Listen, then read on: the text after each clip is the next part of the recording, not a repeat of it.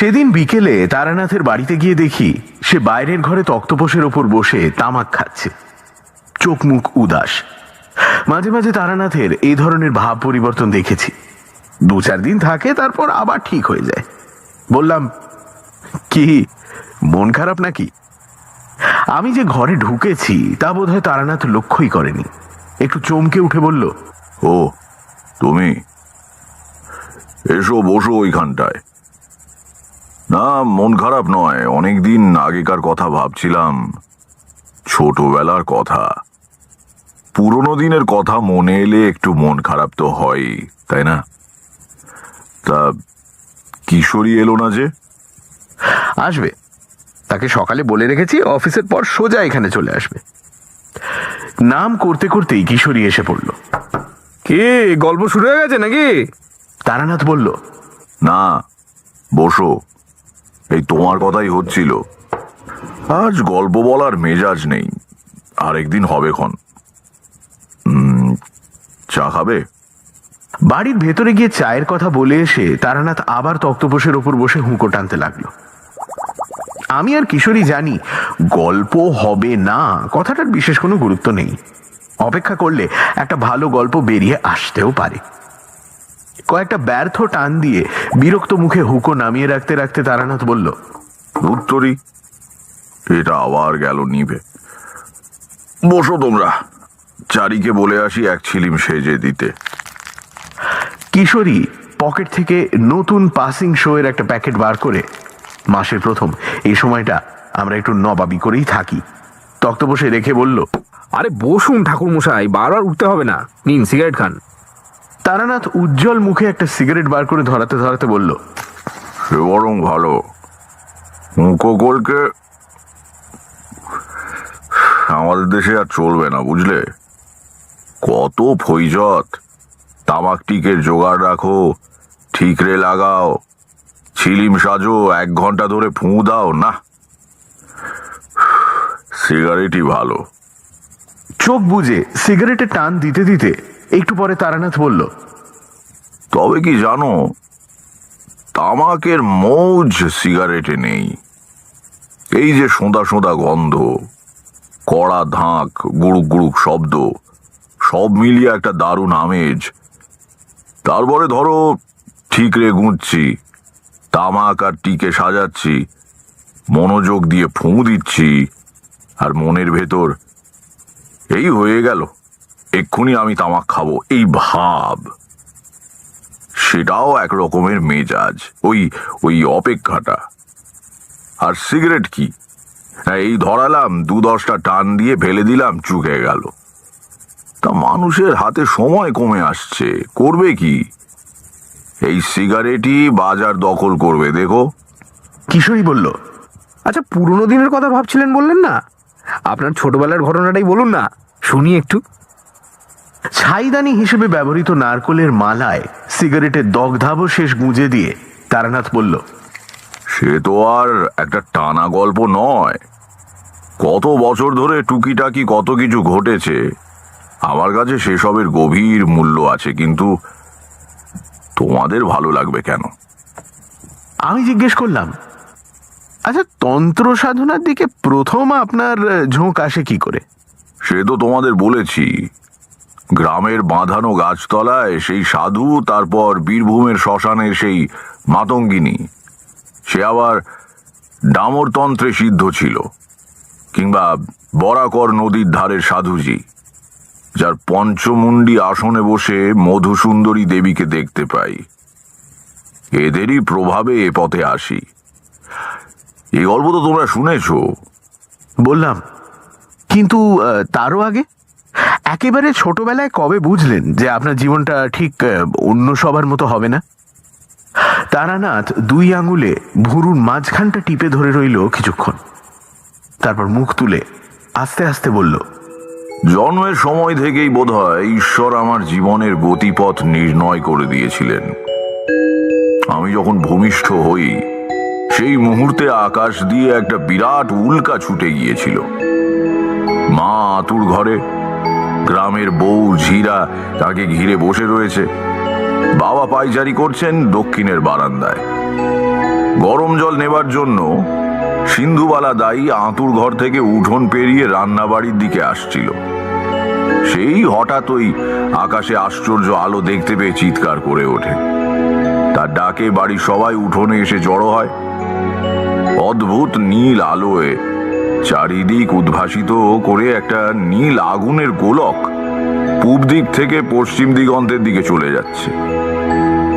সাধারণত উল্কা জ্বলে উঠেই চকিতে মিলিয়ে যায়, লোকজন ডেকে এনে দেখবার অবকাশ পাওয়া যায় না। এই নীল আলো কিন্তু অনেক অনেক ওপর দিয়ে বেশ সময় নিয়ে পার হয়ে যাচ্ছে। ধূমকেতুর মতো একটা অস্পষ্ট শতপ্রভ ধোঁয়ার পথরেখা ফেলে যাচ্ছে পেছনে। পশ্চিম দিগন্তে নীল উল্কা মিলিয়ে যাবার সঙ্গে সঙ্গে আমি ভূমিষ্ঠ হই। এ গল্প পরে বড় হয়ে সবার মুখে শুনেছি। সে বয়সটা একটা অদ্ভুত বয়স, বুঝলে। রেড়ির তেলের প্রদীপ, ছোট ছোট ফোঁড় দেওয়া পদ্ম কাঁথা, আরামদায়ক রোদ ঝিমঝিম করা নির্জন দুপুর, উঠোনের চাটাইতে শুকোতে দেওয়া টোপাকুলের ভরপুর গন্ধ, রাত্রিরে জ্যোৎস্নায় চকচক করা নারকোল গাছের পাতা। সে সময় সবই সম্ভব ছিল। সমবয়সীদের সঙ্গে বনতো না। তাদের খেলাধুলো, কথাবার্তা কেমন অর্থহীন আর হাস্যকর বলে মনে হতো। একা একা বেড়াতাম মাঠে, বনে, গ্রামের বাইরে যাবার পথে চৌধুরীদের বাঁশ বাগানে। একটা জিনিস খুব অনুভব করতাম, এখনো ভাবলে মন উদাস হয়ে যায়। ধরো খাওয়া দাওয়া সেরে বাড়ির সকলে দুপুরের ঘুম দিচ্ছি, আমি বেরিয়ে চলে গিয়েছি সাঁতরা দিঘির পাড়ে। চুপ করে বসে আছি।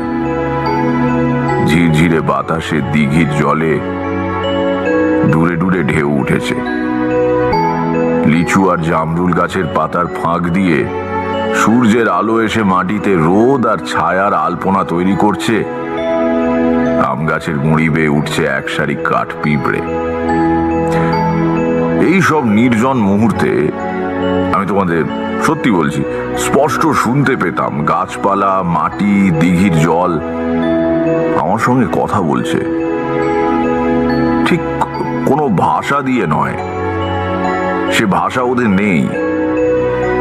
এ অনেকটা গানের সুরের মতো, কিংবা তাও ঠিক নয়। এমন একটা কিছু যা মন দিয়ে বোঝা যায় কিন্তু মুখ দিয়ে বলা যায় না। পরে সাধনা করতে গিয়ে দেখেছি উচ্চকোটির তন্ত্র সাধকেরাও স্বীকার করেছেন যে আমরা যাদের নির্জীব পদার্থ ভাবি তাদেরও প্রাণ আছে, চেতনা আছে। এখন ভাবলে বিস্মিত হই। তখন কিন্তু ব্যাপারটাকে খুবই স্বাভাবিকভাবে নিয়েছিলাম। ভাবতাম সবাই বুঝি আমার মতোই ওদের কথা শুনতে পায়। একদিন দুপুরে খেলা করতে করতে চলে গিয়েছি গ্রামের বাইরের মাঠে। কেউ কোথাও নেই। শূন্য মাঠের উপর রোদ্দুর ঝাঁঝা করছে। গ্রামের ঠিক প্রান্তে একটা বিরাট চটকা গাছ। সেই চটকা গাছের নিচে একজন লোক বসে আছে। কুচকুচে কালো রং, খালি গা, হাতে একটা পাঁচন বাড়ি। সম্ভবত সে শুয়োর চড়ায়, কারণ এদিক ওদিক কয়েকটা শুয়োর চড়ে বেড়াচ্ছে সেই সময় দেখেছিলাম। দৃশ্যটা অতি সাধারণ। গ্রামের অনেক গরিব মানুষেরা শুয়োর চড়িয়ে দিন আনা দিন খাওয়া করত। তাদেরই এইরকমই দেখতে, এবং তারা ক্লান্ত হয়ে পড়লে গাছতলায় বসে বিশ্রামও করে। কাজেই অবাক হওয়ার কিছু ছিল না। কিন্তু কেন যেন লোকটাকে ভালো করে দেখবার জন্য আমি পায়ে পায়ে তার দিকে এগিয়ে গেলাম। আমি কাছে যেতেই লোকটা আমার দিকে তাকিয়ে হাসলো। কি তার চোখের প্রখরতা! ভালো করে তাকানো যায় না, যেন ঝকঝক করে জ্বলছে। আঁটো সাঁটো দৃঢ় শরীরের মধ্যে সে যেন নিজেকে আটকে রাখতে পারছে না। প্রাণ শক্তি উপচে পড়ছে শরীর ছাড়িয়ে। আমার দিকে তাকিয়ে সে বলল, এসো, তোমার জন্যই বসে আছি। অবাক হয়ে বললাম, আমার জন্য? হ্যাঁ, তোমার সঙ্গে কথা বলবার জন্যই আজ আমাকে পাঠানো হয়েছে। বসো। কে পাঠিয়েছে? সে বললে এখন তুমি বুঝবে না, বড় হলে নিজেই জানতে পারবে। এদিকে এসো তো, কাছে এসো। আমার ঠিক ভয় করছিল না, বরং কেমন যেন রহস্যময় আনন্দের অনুভূতি হচ্ছিল। লোকটার কাছে এগিয়ে যেতে সে আমার কপালে হাত দিয়ে কি যেন দেখতে লাগলো, তারপর খুশি হয়ে বলল, ঠিক আছে, বসো এই শেকড়টার উপর। বসলাম। দু একটা দুষ্টু শুয়োর দল ছেড়ে ঘুরে বেড়াচ্ছিল, নিজেদের মধ্যে মারামারির উদ্যোগ করছিল। লোকটা পাঁচন বাড়ি তুলে বিচিত্র এক হুঙ্কার দিল। আয়, সাবধান, আমি জেগে আছি। ঠিক হয়ে চলো। শুয়োরগুলো মন্ত্রমুগ্ধের মতো ঠেলাঠেলি বন্ধ করে এক জায়গায় দাঁড়িয়ে রইল।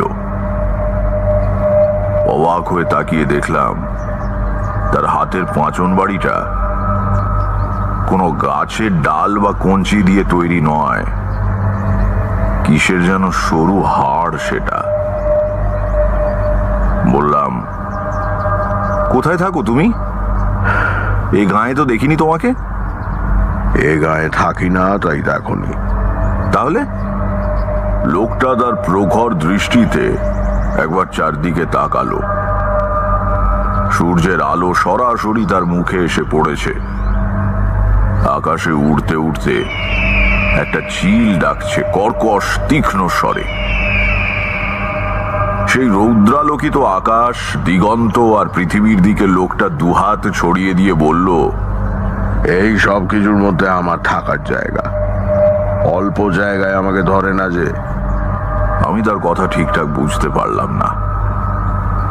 একজন লোক একটা বাড়িতে থাকবে এটাই নিয়ম, সব জায়গায় সে থাকে কি করে? বললাম, তুমি শুয়োর চড়াও? লোকটা চমকে উঠে বলল, কই না তো। সে একবার স্থির হয়ে দাঁড়িয়ে থাকা শুয়োরগুলোর দিকে তাকালো, তারপর বলল, কিন্তু এরা তো কেউ শুয়োর নয়। আমার তখন দৃঢ় ধারণা হয়েছে লোকটা বদ্ধ পাগল। হ্যাঁ, ঠিক তাই। সেজন্যই এর কথাবার্তা কেমন কেমন, চাউনি অমন অদ্ভুত। আর তাছাড়া পরিষ্কার দেখছি অতগুলো শুয়োর দাঁড়িয়ে রয়েছে, তবু মানতে হবে ওরা শুয়োর নয়। ওগুলো কি তবে শেয়াল? লোকটা বলল, তুমি ছোট তো, তোমাকে এখন বোঝানো অসুবিধা হবে। এগুলো সত্যি শুয়োর নয়, এগুলো হচ্ছে কি বলি, আমাদের ভেতরে যে দোষগুলো থাকে, যাদের জন্য আমরা খারাপ কাজ করি, খারাপ কথা ভাবি, এরা হচ্ছে সেই সব দোষের বাইরের চেহারা। সাধারণ মানুষকে এরা চড়িয়ে বেড়ায়, কিন্তু আমি এদের চড়াবার বিদ্যে শিখেছি। না, কথায় কথায় অনেক দেরি হয়ে গেল, আমার ফিরে যাওয়ার সময় হয়েছে। যে জন্য আসা সেটা তাড়াতাড়ি সেরে নি। এদিকে এগিয়ে এসো তো খোকা, কোনো ভয় নেই, এসো। কাঁপা কাঁপা গলায় বললাম, কেন? সে বলল, আমি তোমাকে একটু মন খারাপ দিয়ে যাব। আমার দুই কাঁধ ধরে নিজের দিকে টেনে নিয়ে লোকটা অস্বাভাবিক জোরে, প্রায় চিৎকার করে বলে উঠল, আমার চোখের দিকে তাকাও। হঠাৎই মানুষটার চোখ যেন দুটো জানালা হয়ে গিয়েছে। ভেতরে কত দূর অবধি দেখতে পাচ্ছি। ওখানে যেন আরেকটা জগৎ, এরকমই রোদ্দুর ঝাঁঝা করছে দিগন্ত অবধি বিছিয়ে থাকা মাঠে। সবুজ বন, নীল পাহাড় থেকে ঝুরঝুর করে ঝর্ণা নেমে আসছে। মেঘে আর কুয়াশায় ঢাকা ওই পাহাড়ে কবে যেন আমি থাকতাম। সুতোর কাটি উল্টো দিকে ঘুরে যাওয়ার মতো বিস্মৃতির আড়াল থেকে কত পুরনো মহাকালের স্তরে স্তরে সঞ্চিত ভুলে যাওয়া কথা মনে পড়ে যেতে লাগলো। ক্রমে আমার সমস্ত চেতনা ওই ওই দুই চোখের জানলার ভেতর দিয়ে আশ্চর্য জগৎটার মধ্যে গিয়ে দাঁড়ালো। আমাদের গ্রামের সীমানায় চটকা গাছটা, চিলের তীক্ষ্ণ ডাক, সামনে পড়ে থাকা কৈখালির বিশাল মাঠ, সব কোথায় মিলিয়ে গেল। এখন আমি যেখানে দাঁড়িয়ে আছি সে জগতে ছায়া বাড়ির মতো অজস্র ছবি মেলে যাচ্ছে চোখের সামনে দিয়ে। কোথায় যেন এক উন্নত শীর্ষ মন্দির, শেষ বেলার আলোয় তার চূড়ার সোনার পদ্ম ঝলসে উঠছে। কাদের হাসি মুখ, এরা আমাকে খুব ভালোবাসতো, কিন্তু এখন মিলিয়ে গিয়েছে দূর অতীতে। কানে ভেসে আসছে সমস্বরে উচ্চারিত মন্ত্রধ্বনির মতো একটানা উদার গম্ভীর সঙ্গীতময় শব্দ প্রবাহ। সব ছবি মিলিয়ে গিয়ে চোখের উপর ভেসে উঠছে সৃষ্টি পূর্ব আদিম অন্ধকারের মতো কালো মহাশূন্য থেকে থেকে সেই পরম কিছু নার মধ্যে চমকে উঠছে তীব্র জ্যোতির উদ্ভাস। সৃষ্টি হচ্ছে নক্ষত্রের, নিহারিকার, অনন্ত শূন্যের থেকে বস্তুপুঞ্জের। আমার চেতনা চলে যেতে লাগলো। আর কিছুক্ষণ এখানে থাকলেই আমি সম্পূর্ণ জ্ঞান হারাবো। ঠিক তখনই অনুভব করলাম চির চেনা পৃথিবীর বিপুল আকর্ষণে আমি ফিরে আসছি আমাদের গ্রামের প্রান্তের রোদে পোড়া মাঠে। লোকটার চোখের জানলা দিয়ে বেরিয়ে আসবার সময় শেষবারের মতো তাকিয়ে দেখলাম সেই নিকষ কালো অনন্ত স্পর্শী মহাশূন্যের বুক চিরে চলে যাচ্ছে একটা নীল উল্কা। চটকা গাছের গুঁড়িতে হেলান দিয়ে আমি মুহ্যমানের মতো বসে রইলাম। মাঠের উপর দিয়ে তার শুয়োর তাড়িয়ে নিয়ে লোকটা কোথায় যেন চলে গেল। সে কোথায় যাচ্ছে, কি করে আবার দেখা হবে, কিছুই জিজ্ঞেস করা হলো না। কিন্তু কি মন খারাপটাই না সে আমাকে দিয়ে গেল। এরপর আমার আর কিছু ভালো লাগতো না। একা তো ছিলামই, আরো একা হয়ে গেলাম। সব সময় মনে হতো কি একটা কাজ যেন ফেলে রেখেছি, কোথায় যেন আমাকে চলে যেতে হবে। প্রথম যৌবনে ঘর ছেড়ে বেরিয়ে পড়ি, সে কথা তোমাদের বলেছি। বীরভূমের শ্মশানে মাতু পাগলি আমাকে সম্মোহিত করে নানা দৃশ্য দেখিয়েছিল। আমি যেন নদীর জলে নেমে গাছের শিকড়ে আটকে থাকা মৃতদেহ তুলে এনে পূজার উপকরণ সংগ্রহ করে সব সাধনায় বসলাম। সারা রাত কত আতঙ্কজনক দৃশ্য দেখলাম, কত উপদ্রব ঘটল। পরে সম্বিত ফিরে পেয়ে দেখি ধূসর সন্ধ্যায় নির্জন শ্মশানে দাঁড়িয়ে আমি মাতু পাগলির সামনে মাত্র 10 মিনিট সময় কেটেছে। এ তো গেল ভেলকি, কিন্তু সদ্গুরুর সাহায্যে আমি প্রকৃতই একবার সব সাধনা করেছিলাম। মুর্শিদাবাদ জেলার এক অজ পাড়া গাঁয়ের শ্মশানে তখন আস্তানা গেড়েছি, সঙ্গে গুরু রয়েছেন। জ্যৈষ্ঠের শেষে আশেপাশের গ্রামগুলোতে কলেরার মহামারী শুরু হলো। সারা দিন ধরে দূর দূরান্ত থেকে মৃতদেহ দাহ করতে আনছে লোকে। পরে এমন অবস্থা দাঁড়ালো, দাহ করার কাঠ জোটে না। মুখে আগুন ছুঁয়ে দেহ ফেলে শ্মশান বন্ধুরা পালায়। তারই ভেতর থেকে লক্ষণযুক্ত একটি মৃতদেহ একদিন তুলে নিয়ে এলাম। শ্মশানের পূর্ব প্রান্তে একটু জঙ্গল মতো জায়গা, সেখানে বিরাট একটা ঝাঁকড়া ছাতিম গাছ রয়েছে। তারই তলায় গুরু পূজার আয়োজন করলেন। রাত্রিরে দাহ করার জন্য দলবল এলেও এদিকে তারা ঘেঁষবে না। আমি ভেবেছিলাম গুরুই বোধহয় সবাসনে বসবেন, কিন্তু প্রাথমিক প্রকরণের শেষে গুরু যখন আমাকে পদ্মবীজের মালা ধারণ করতে বললেন, তখন অবাক হয়ে বললাম, আমি কেন? তুমি তো আসনে বসবে। আমি আমি কি পারবো? নিশ্চয়ই পারবে। আমি তোমাকে আমার শক্তির অংশ দান করে যাব। তাছাড়া এ আমার কাছে নতুন নয়। 21 বছর আগে আমি এতে সিদ্ধি লাভ করেছি। আজকের ক্রিয়ায় তোমারই অধিকার। সময় মতো সাধনা সম্পূর্ণ করো। তোমাকে তো সবই শিখিয়ে দিয়েছি। আমি না থাকলেও অসুবিধে হবে না, নইলে কিন্তু বিপদ। আগে কিরকম বিপদ? ভয়ঙ্কর বিপদ। মৃত্যুর পরে আত্মা সঙ্গে সঙ্গে ঊর্ধ্বগতি পায় না। বেশ কিছুক্ষণ নিজের প্রাণহীন দেহটার কাছে ঘোরাফেরা করে। যার দেহ নিয়ে সব সাধনা করা হয় তার আত্মা দেখতে পায় দেহের সৎকার হয়নি, বরং সেটা সাধক নিজের কাজে লাগিয়েছে। তাতে মৃতের আত্মা নিশ্চয় খুশি হয় না। সে প্রতিশোধ গ্রহণের সুযোগ খোঁজে। সাধনা সম্পূর্ণ করলে সাধক অমিত শক্তি লাভ করে, ফলে তার ভয় আর থাকে না। নইলে বুঝতে পারছো কি বিপদ হতে পারে?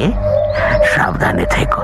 জানো তো প্রবাদ আছে, সাপুড়ের মরণ সাপের হাতে। তোমার ভাগ্য আমি গণনা করে দেখেছি, তুমি একটানা সাধনা করতে পারবে না। আবার তোমাকে ফিরে যেতে হবে গৃহাশ্রমে। আবার বেরোবে এবং ফিরে যাবে। এইভাবেই চলবে।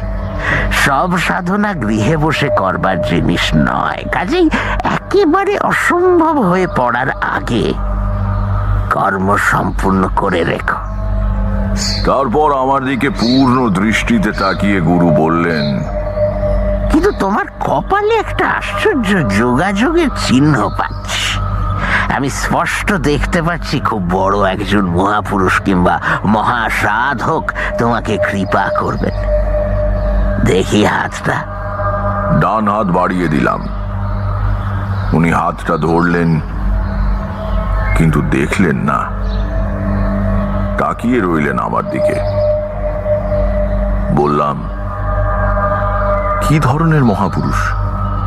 এমন কোন উচ্চ মার্গের মুক্ত আত্মা যার নাম মুখে উচ্চারণ করার যোগ্যতা আমার নেই। সব রকম সাধনা ও সিদ্ধির ঊর্ধ্বে চলে গিয়েছেন এমন কেউ। তিনি তোমাকে অনেক বিপদ থেকে রক্ষা করবেন। আমি ব্যস্ত হয়ে জিজ্ঞাসা করলাম, কবে এর দেখা পাবো? এর দেখা তুমি পেয়েছো। সে কি? কবে? তা জানি না, তবে মহাগুরুর সান্নিধ্য পেলে দেহে ও মনে যে লক্ষণ ফুটে ওঠে তা তোমার রয়েছে। আমি দেখা পেলাম আর আমিই জানতে পারলাম না? গুরু বললেন, তেমন তো হতেই পারে। এসব সাধকদের কোনো ভেকও নেই, ভরগও নেই। নিতান্ত সাধারণ মানুষের মতো বেড়ান। দেখলেও হয়তো চিনতে পারবে না। হঠাৎ আমার ছোটবেলায় দেখা সেই অদ্ভুত মানুষটিকে মনে পড়ে গেল। রোদ ঝিমঝিম করা কৈখালির মাঠ, সেই শুয়োরের দল, আমার হারানো শৈশব। তিনি কি আমার জীবনের অজানা মহাপুরুষ? তরাই অঞ্চলে কোথায় তন্ত্র সাধকদের এক গোপন মিলন সভা হবে এই খবর পেয়ে গুরু সেখানে রওনা হয়ে গেলেন। আমি আর সঙ্গে গেলাম না। এবার কিছুদিন একা থাকবো ঠিক করলাম। পথে পথে ঘুরি, বেশিরভাগই শ্মশানে মশানে রাত কাটাই। কখনো সখনো কোনো গৃহস্থ বাড়িতে আশ্রয় নিই।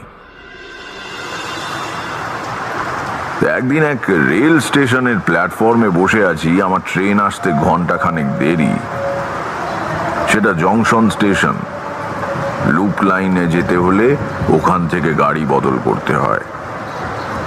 প্রচন্ড বৃষ্টি নেমেছে সকাল থেকে। আকাশ কালো হয়ে রয়েছে মেঘে। ঝুপঝুপ করে বৃষ্টির আর যেন বিরাম নেই।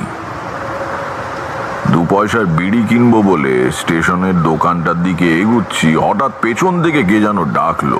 আরে তারানাথ না? থমকে দাঁড়ালাম। এমন জায়গায় আমার নাম ধরে কে ডাকে? এদিক ওদিক তাকিয়ে দেখি ওজন করার লোহার কলের পাশে কয়েকটা চটের বস্তার আড়ালে বেঞ্চির ওপর বসে আছে আমাদের গ্রামের ভূপতি শিকদারের ছেলে রমাপতি। ছোটবেলায় এই রমাপতি বোধহয় গ্রামে আমার একমাত্র বন্ধু ছিল। কতদিন ওদের বাগান থেকে দুপুরে কাঁচা পেঁপে ছিঁড়ে এনে নুন দিয়ে খেয়েছি। গ্রামের পুরনো বন্ধুকে দেখে হাসি মুখে এগিয়ে গেলাম। রমাপতিও উঠে এসে আমার হাত ধরে বললে, উফ, কতদিন পরে দেখা। এখানে কি করছিস রে? তোর গেরুয়া কই? হেসে বললাম, আমি কি সন্ন্যাসী হয়েছি নাকি যে গেরুয়া পরে ঘুরবো? সন্ন্যাসী হোসনি, তবে যে সবাই বলে তুই সাধু হয়ে চলে গিয়েছিস। সংস্কৃতে সাধু মানে ভালো লোক, সেটা হবার চেষ্টা করছি বটে, তবে ভেকধারী সন্ন্যাসী হইনি। তা তুই এখানে কেন? আমার শ্বশুরবাড়ি এখান থেকে ট্রেন বদল করে যেতে হয়। বউ সেখানে আছে, আনতে যাচ্ছি। আয়, ওই দোকানটায় চা খাবি? পুরনো বন্ধুর অকৃত্রিম আগ্রহে রমাপতি আমার হাত ধরে টেনে চায়ের দোকানে গিয়ে চা আর কেকের অর্ডার দিল। পকেট থেকে নতুন মেপল সিগারেটের প্যাকেট বের করে আমাকে একটা দিয়ে বলল, এই নে ধরা। তারপর তুই কোথায় যাচ্ছিস বললি না তো? বিশেষ কোথাও না, বাড়ি ছাড়ার পরে এরকমই ঘুরে ঘুরে বেড়াই, এক জায়গায় থাকি না বেশি দিন। কেন বল দেখি, এতে লাভ কি? তা তো তোকে বোঝাতে পারবো না ভাই। যারা বাড়িতে থাকে তাদের দেখে আমার মনে হয় এতে তাদের লাভ কি। কাজেই এ ঠিক কোনো উত্তর হয় না। রমাপতি চুপ করে রইল। তার মুখ দেখে বুঝলাম আমার উত্তরটা তার বিশেষ পছন্দ হয়নি, সে বুঝতেও পারেনি। গৃহত্যাগ করে বিদেশে গিয়ে অর্থ উপার্জন করলে বোঝা যায়, বাড়ি থেকে পালিয়ে সাধু সন্ন্যাসী হলে তারও যা হোক একটা মানে হয়। কারণ তেমনটা বহু ঘটতে দেখা গিয়েছে। কিন্তু সেসব কিছু নয় খামোখা একজন মানুষ বাড়ির আরাম ছেড়ে পথে পথে বেরিয়ে বেড়ায়। এর কারণ সে ধরতে পারছে না। চা খেতে খেতে রমাপতি বলল, আচ্ছা, তুই তো বেশ অনেকদিন বাড়ি ছেড়েছিস, তাই না? হ্যাঁ। যেতে বাধা আছে কোনো? না, বাধা আর কি, আমি তো আর গৃহত্যাগ করে সন্ন্যাসী হইনি। তোকে বললাম না, যখন ইচ্ছে করবে চলে যাব। চায়ের কাপ দোকানিকে ফেরত দিয়ে রমাপতি একটু ইতস্তত করে বলল, তারানাথ, তোর বোধহয় এখন একবার বাড়ি যাওয়া উচিত। তার গলায় কেমন একটা সুর ছিল। ব্যস্ত হয়ে জিজ্ঞাসা করলাম, কেন বলতো? হঠাৎ বাড়ি যাব কেন? কাকিমা খুব অসুস্থ, অবস্থা খুব একটা, মানে কখন কি হয় বলা যায় না আর কি। তুই একবার যা তারানাথ। বিশ্বে মাতৃশক্তি একটা খুব বড় শক্তি। আমার পথে পথে বেড়ানো যাযাবর জীবন, সাধুর সঙ্গে আগ্রহ, সিদ্ধি লাভের আকাঙ্ক্ষা, সব কোথায় উড়ে গেল। মনে হলো যার নাড়ি ছিঁড়ে ভূমিষ্ঠ হয়েছি, যার কোলে খেলা করে বড় হয়েছি, আমার সেই চিরপরিচিত সদা হাস্যমুখী মা অসুস্থ। তিনি হয়তো আমাকে দেখতে চান।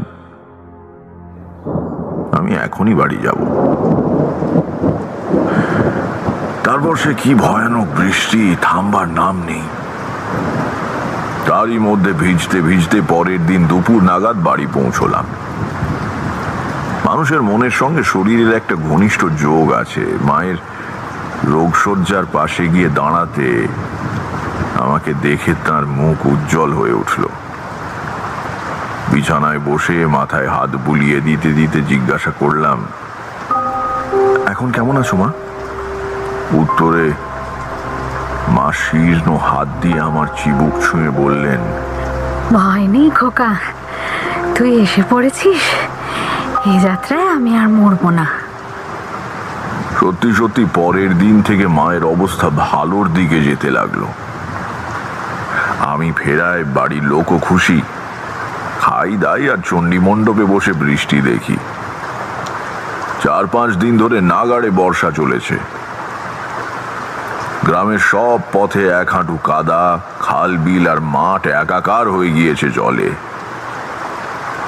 আমাদের পুরনো চাষি বনমালী ভিজতে ভিজতে বলল, দাদাবাবু, এমন কাণ্ড জন্মে দেখিনি। সারা গাঁ একেবারে থই থই করছে। পাঁচু হালদারের বাঁশবাগানে এই 1 হাঁটু জল।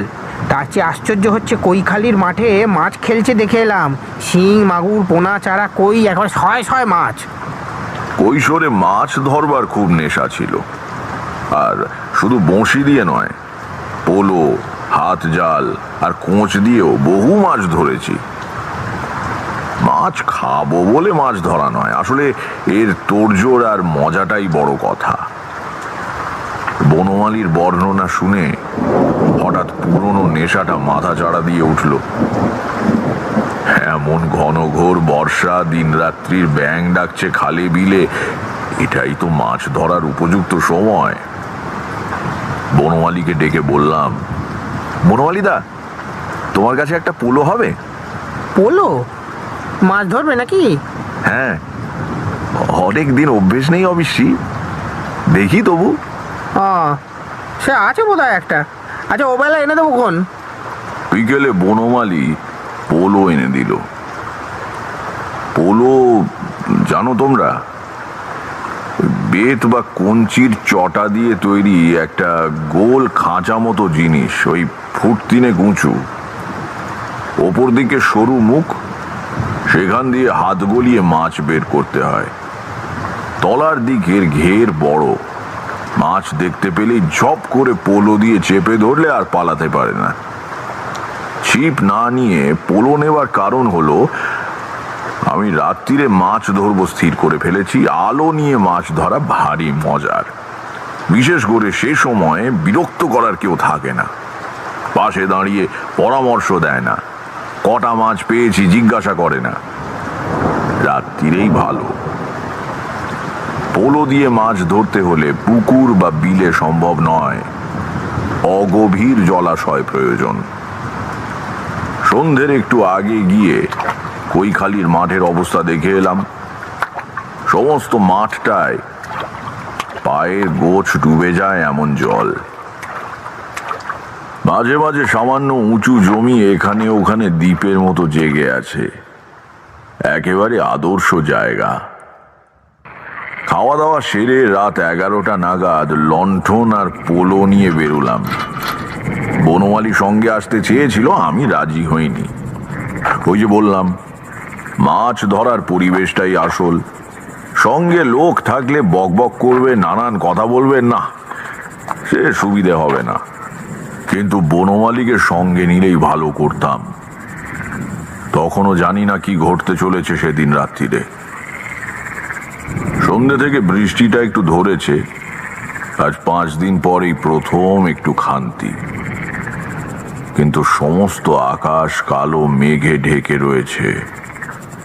বিদ্যুৎ চমকাচ্ছে একটু বাদে বাদেই। যে কোনো সময় আবার ঝেঁপে জল আসতে পারে। খুড়তুতো ভাইয়ের কাছ থেকে তার বাঁশের হাতলওয়ালা ছাতাখানা চেয়ে এনেছি, সেটা বগলে রয়েছে। ভাঁজ করা ছাতার ভেতরে আছে মুগার সুতো দিয়ে বোনা জালের থলে। মাছ পেলে তাতে রাখা হবে। আয়োজন সব ঠিক, এবার দেখা যাক কিরকম কি হয়। ভোর রাত অবধি চেষ্টা তো চালিয়ে যাবই। মাঠে পা দিয়েই বুঝলাম বনমালী মিথ্যে খবর দেয়নি। খাল বিল ভেসে গিয়ে প্রচুর মাছ চলে এসেছে কৈখালির মাঠে। কিন্তু মাছ থাকা আর মাছ ধরা এক ব্যাপার নয়। তুমি পোলো হাতে এগিয়ে গিয়ে ঝুপ করে চেপে ধরবে বলে মাছ এক জায়গায় দাঁড়িয়ে থাকবে তা তো হয় না। জলের জীব, বহু কৌশল করে তবে এদের ধরতে হয়। কৌশল আমার অজানা নেই, ছোটবেলা থেকে মাছ ধরে আসছি। যেমন ধরো, শোল বা ল্যাটা মাছ লণ্ঠন উঁচু করে ধরে নাড়ালে আলোয় আকৃষ্ট হয়ে কাছে আসে। কই মাছ আবার আলো টালো কিছুই খেয়াল করে না, ঝাঁক বেঁধে একদিকে চলেছে তো চলেছেই, এদের ধরা সোজা। শিং আর মাগুর খুব চালাক মাছ, মানুষ বা অন্য কিছুর সাড়া পেলেই আর সে তল্লাটে থাকে না, শোঁ শোঁ করে পালায়। এরা ছোটেও খুব জোরে, জলের মধ্যে দৌড়ে নাগাল পাওয়া যায় না। কিন্তু মজা হচ্ছে, শিং মাগুর ছোটে একদম সোজা, কোন দিকে গেল খেয়াল করলে একটু পরে পেছন পেছন সেখানে গিয়ে হাজির হওয়া যায়। সচরাচর এরা তাড়া খেয়ে আলের ধারে বা গাছের শেকড়ের কাছে গিয়ে আশ্রয় নেয়, খোলা জায়গায় থাকে না। অমন জায়গায় পোলো বসানো মুশকিল, তখন পা দিয়ে জলে শব্দ করতে হয়, ভয় পেয়ে মাছ আবার দৌড় দেবার উদ্যোগ করলে তাড়াতাড়ি পোলো বসিয়ে দিতে হয়।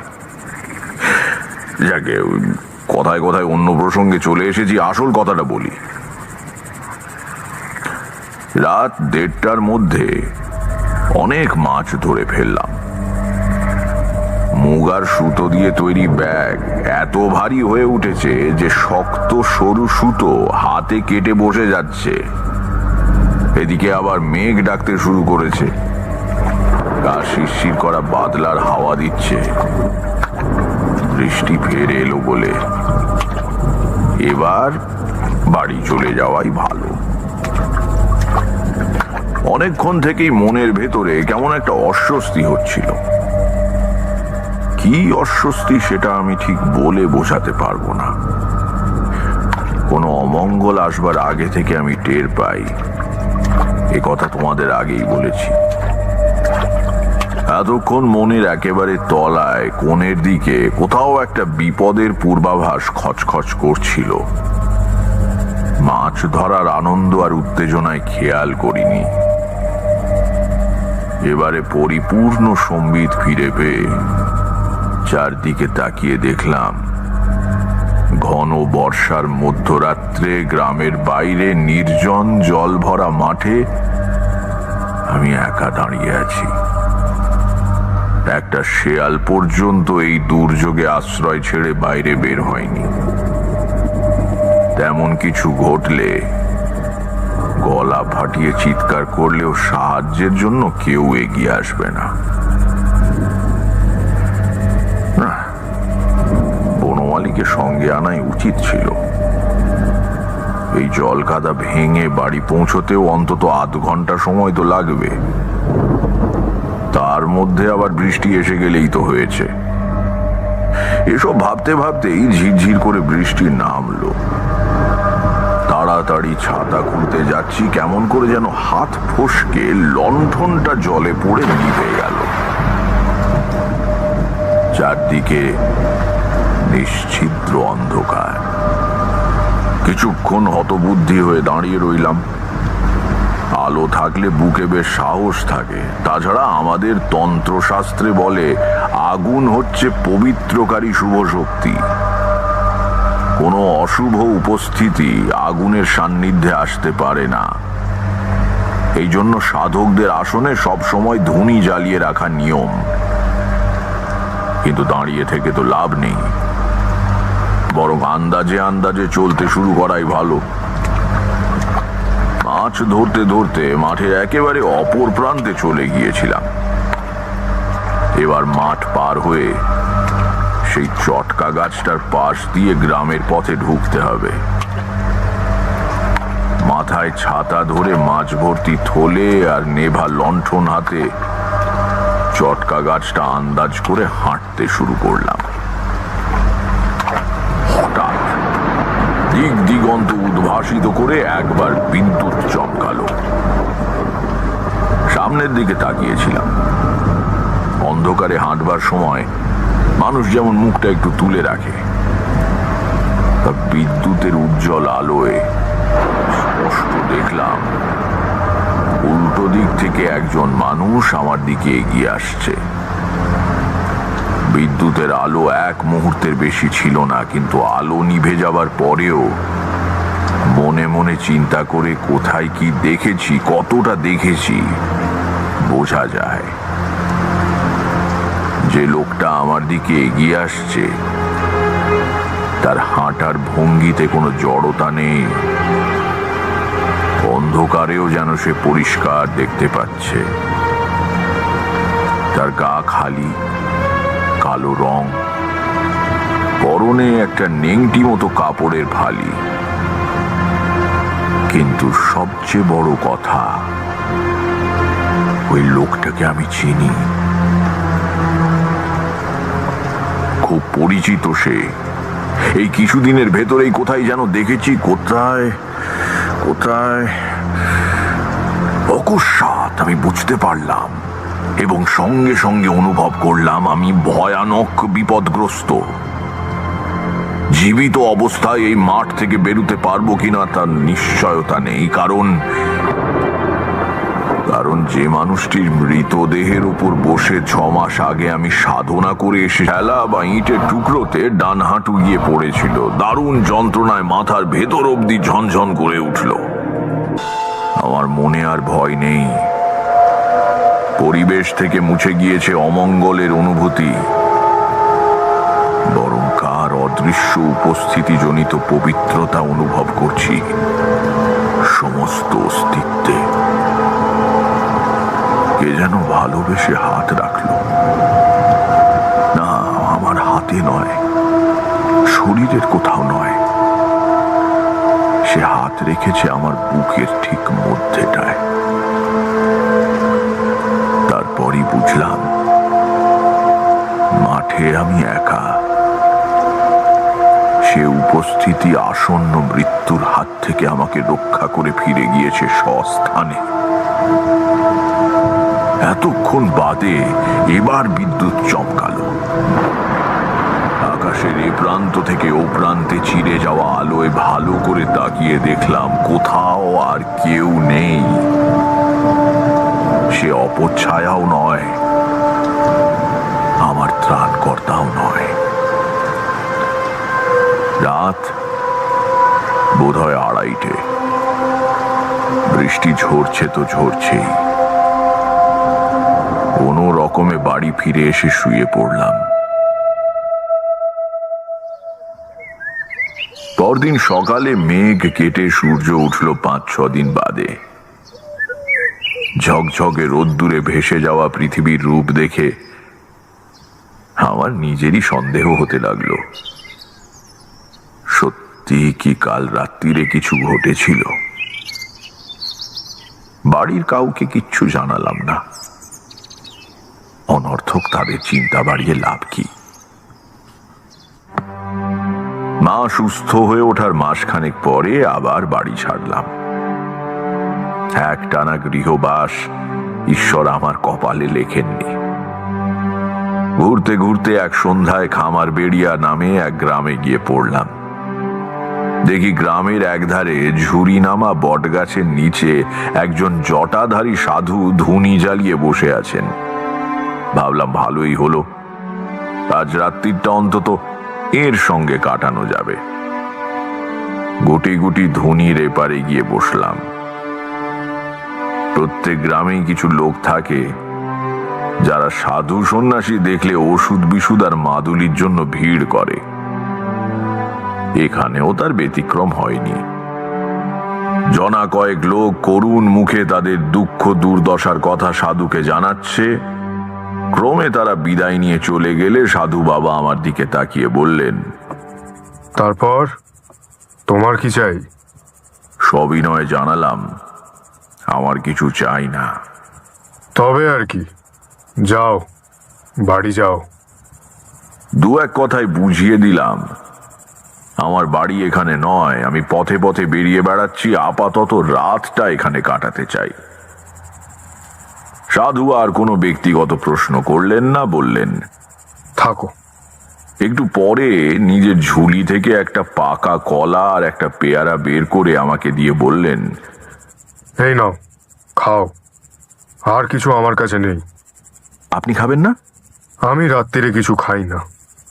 দু একটা কথা বলতে বলতে আলাপ জমে উঠল।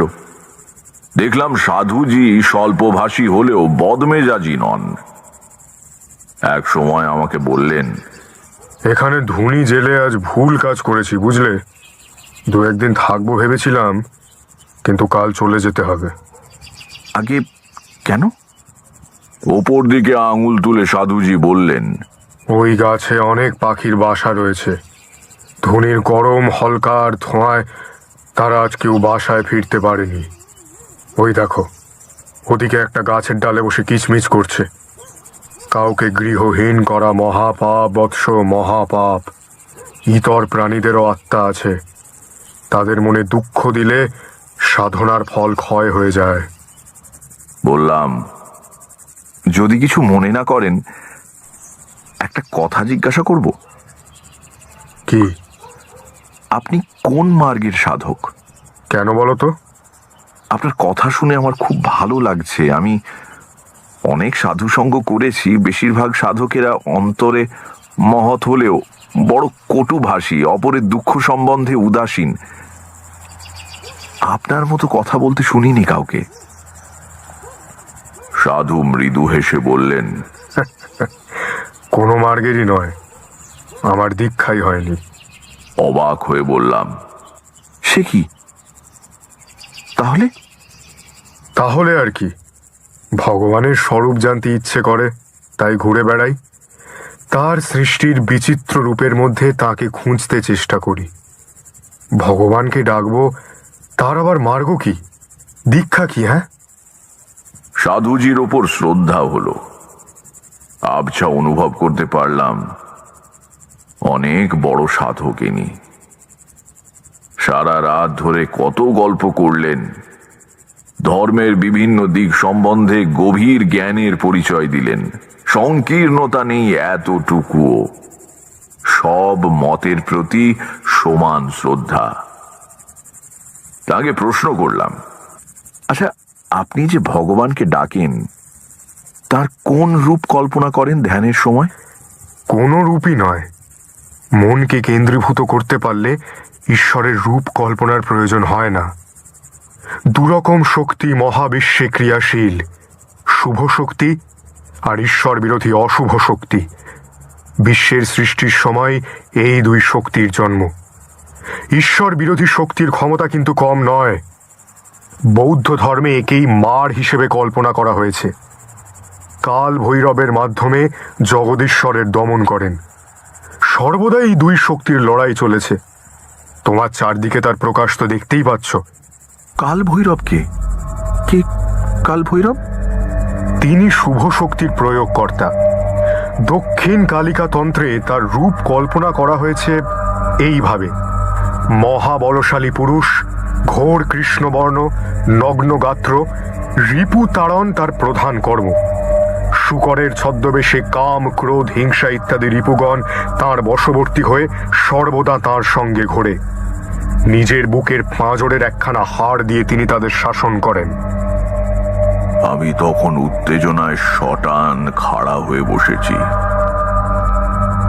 এই বর্ণনা তো কৈখালির মাঠে শৈশবে দেখা সেই মানুষটির সঙ্গে হুবহু মিলে যাচ্ছে।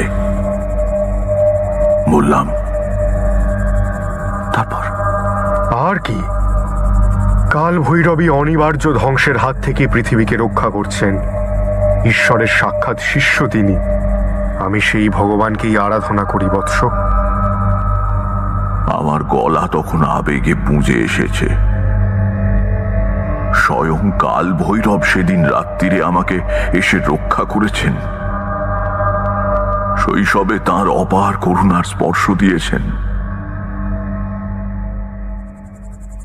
একটু চুপ করে থেকে তারানাথ বলল, কিন্তু সে তুলনায় জীবনে কিছুই করতে পারলাম না।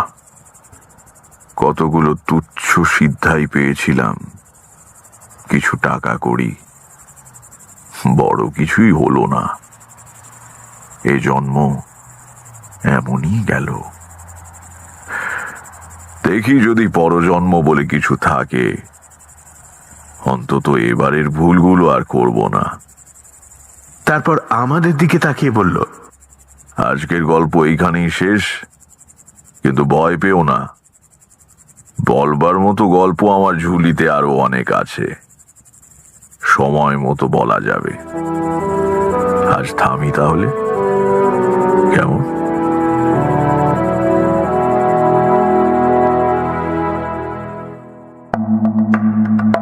শুনছিলেন তারানাথ তান্ত্রিকের গল্প।